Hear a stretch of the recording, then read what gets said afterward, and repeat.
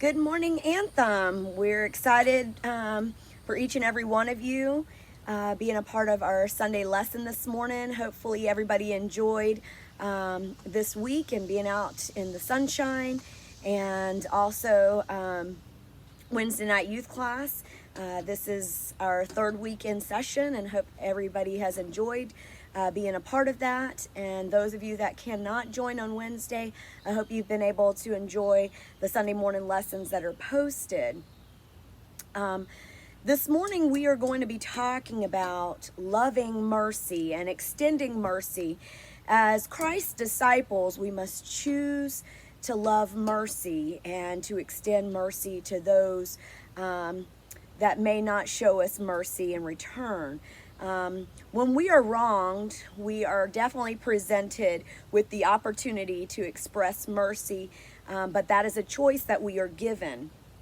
In the Bible, Jesus talked about a parable about a king who learned of a man who owed him 10,000 talents. And back in those days, that's estimated to be approximately 3,600,000 American dollars in our day and time. So that's a lot of money that's been owed to the king. The man who owed that debt was just a commoner, like you and I, a middle class person. And he had limited funds and resources to pay the king back this money. He had no hope of paying probably all that he owed, but he was trying. So the king decided to sell the man's possessions. A lot of times creditors will do that. They'll come and they say, okay, we're putting your home into foreclosure. You can't make payments. The same thing with our vehicles. And so what they do is they take your possessions and then they try to resell the possessions to make a little bit of money back, so they're not completely out of all of the money. So the king, by taking the man's possessions, the king would regain some or a portion of the money that the man owed. What the king proposed, though, to do was more severe than just modern bankruptcy, what we experience as losing a house or losing a vehicle. The king back in those days, or the debt collector back in those days, they had every right to take the individual's possessions as well as the person's family. And what he decided to do was make the man's family his slaves. The debt the man could not repay, his family would be enslaved. Under the law of time, this king had every right to sell the debtor's family. So he figured, if I can't regain the money physically, I would gain property, or I would gain helpers, workers, slaves, and they can work off the debt. The debt of his family would not continue their life as they had known it. So the debtor's family would no longer be free. The debtor's family would no longer be able to move and operate freely. They would have to work and live for the king and do whatever he commanded them to do. The king would regain a small portion of his money by selling the debtor's possessions. But more importantly, the king's treatment of the debtors would serve as a lesson to other people that borrowed money and chose not to pay it back or couldn't pay it back. So basically, you better live within your means, because if you don't and you don't pay the money back, you're going to be sold into slavery. So the king used that as leverage, as a lesson for other people who borrowed money. In the kingdom, it would be, say, if you borrow money from the king, you better be sure to pay it back. If you don't, your kids, your grandkids, everybody will become slaves. So that was the punishment back in those days if you borrowed money and couldn't pay it back. At the time, the average salary for a commoner like you and I was about 300 talents, a far cry from 10,000 talents that was owed. So it was really unobtainable to be able to pay the king back. Yet the debtor, the man that owed the money, he appealed to the king. He pleaded. He begged, please, please, please, please. I know what you can do or what you should do, but please, I'm doing my best to pay you back. Please have mercy on us. The king was so moved with compassion.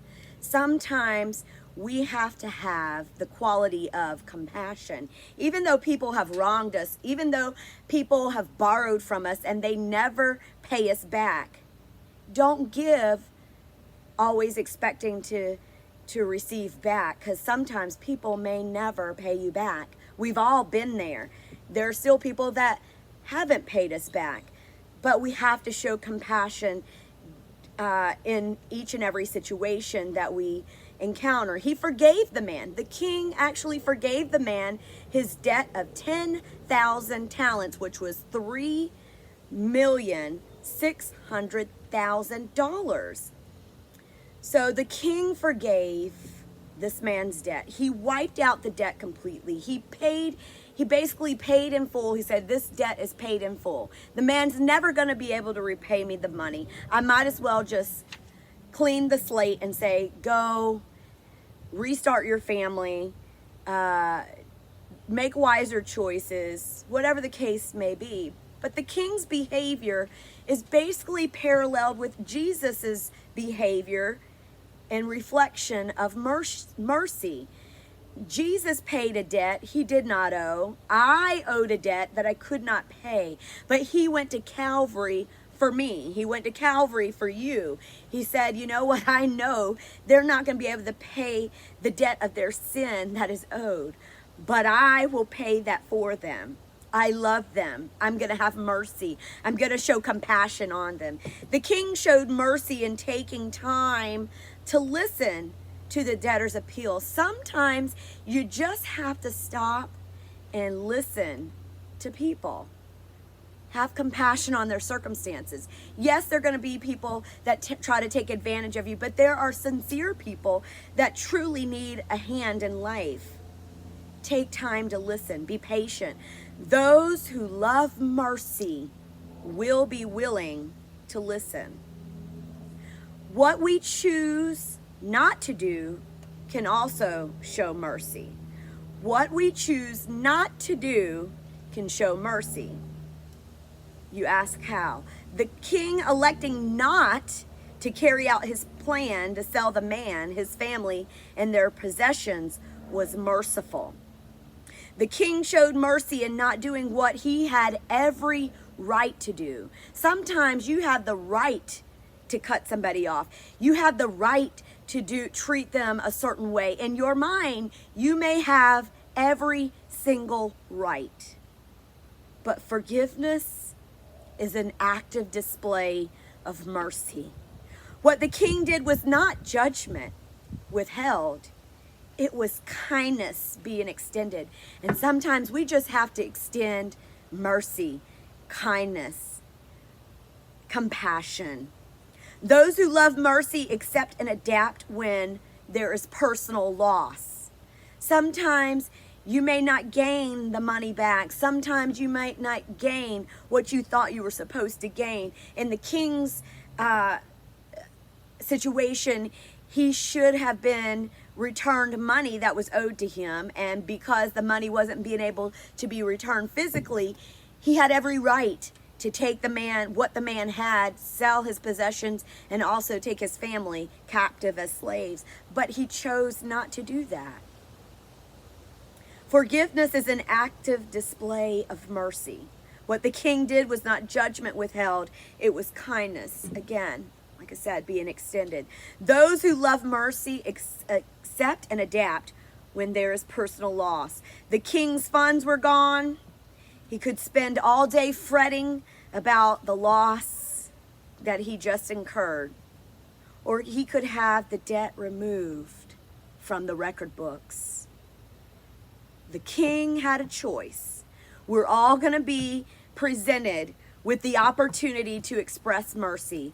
What are you going to do? What are you going to do?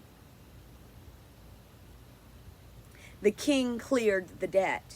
Those who love mercy are not begrudging with their kindness. They're not going to, well, I have to do this because it's probably the right thing to do. But if it was my way, or if I really did what I wanted to do, I would just take revenge. No, we're not begrudging with our kindness. People who love mercy and those who do not can easily be distinguished. We can tell those who are hard-hearted. We can tell those who are judgmental. We can tell by the way they carry themselves whether they've got compassion or not.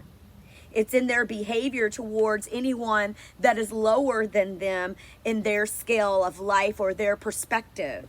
An educated person can sometimes be merciful or unmerciful towards those who are less educated. They look down with their snooty noses like, who are they? They don't have an education. They don't have a degree. They don't have any letters behind their name. So I don't want to hear what they've got to say.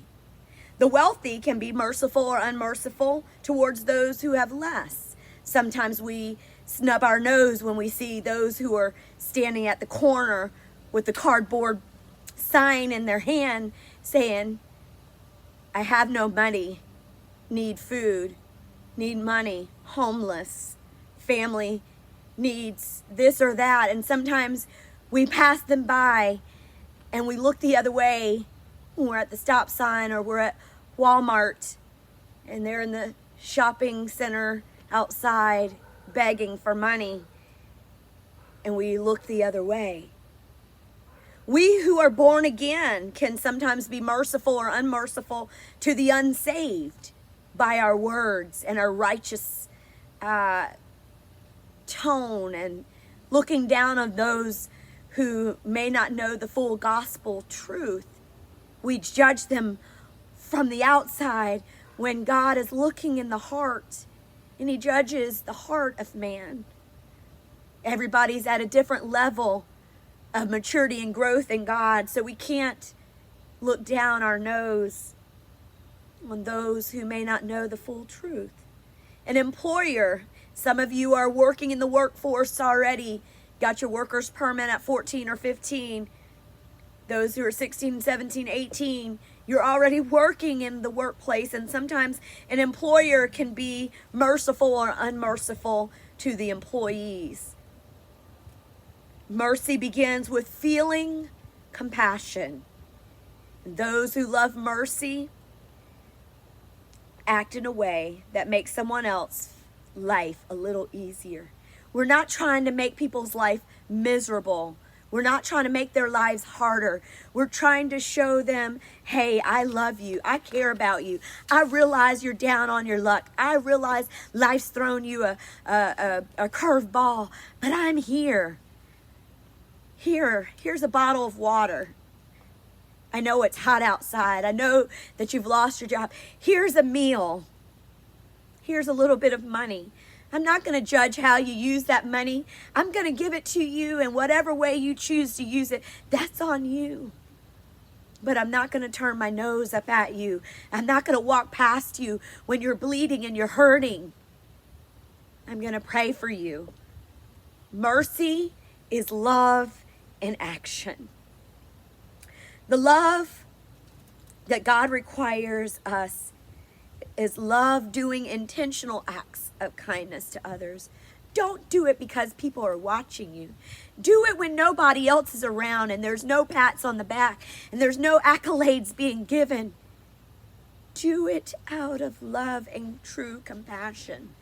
Those who love mercy have a habit of acting with kindness, love, and mercy towards people whom they have no relationship with. Sometimes it's that person that you pass by and you can feel the sadness in their heart. And you stop by and you just say, hey, is everything all right? You turn to them. You can sometimes feel people's heaviness. And you turn to them, is everything okay? Can I pray for you? Being sensitive to the needs, even if they have no relationship to you personally.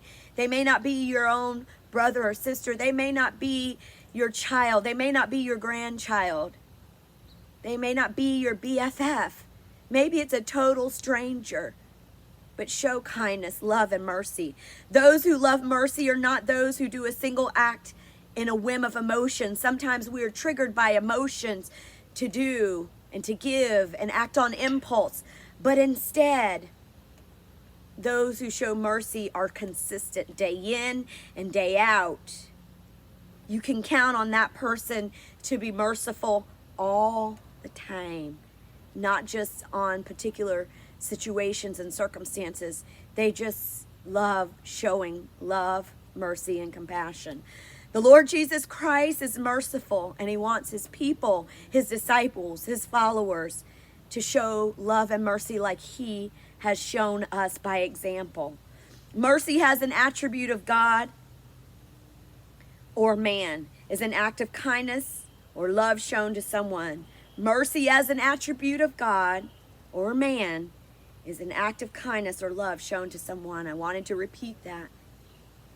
Mercy is the degree of kindness a member of a healthy family shows another family member.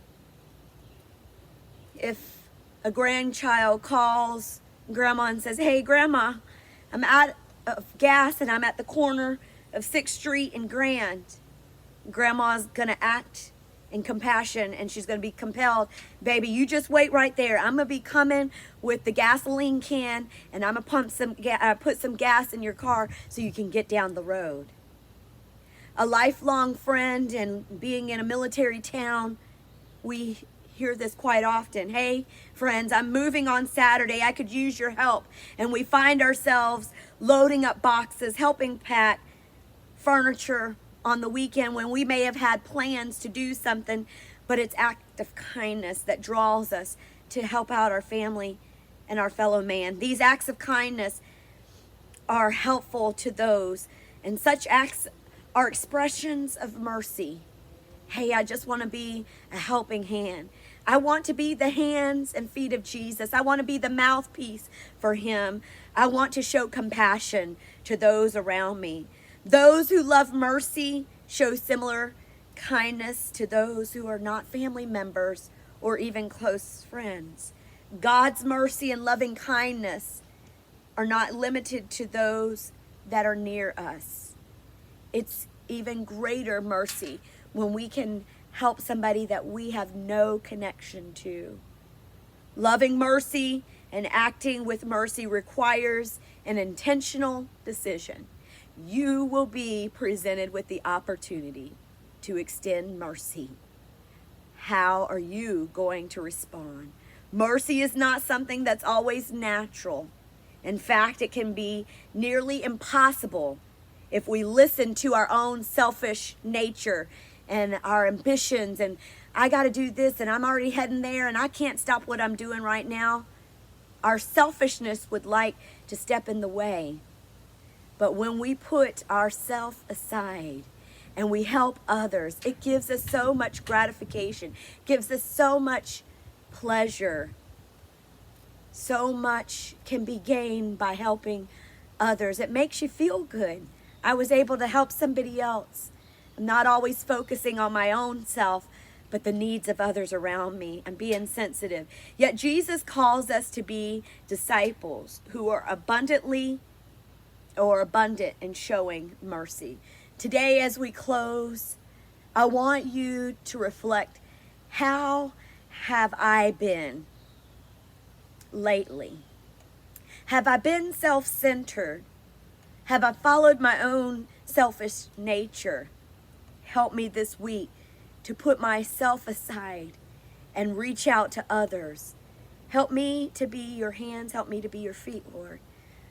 Father, this morning we thank you for this lesson about mercy and loving mercy, showing compassion. Help us, Lord, today to show mercy, love, kindness to those around us, not just to our immediate family, our extended family, our BFFs, but Lord, to the stranger that we may cross on the street, to the stranger that we may see in the shopping center, to the homeless man or woman, God, that's on the corner. We realize in these tough times, a lot of people are down to their last little bit of resources. But Father, help us to extend ourselves. It may not be much. It may be just a bottle of water, whatever we can spare. Father, help us to love like you love. Help us, oh God, to be an encouragement to somebody else this week. Let it be our first priority. Help us to show love in our actions, in our words. We will remember to give you the thanks, honor, and praise. In Jesus' name, amen. We look forward to seeing everybody Wednesday night at youth class.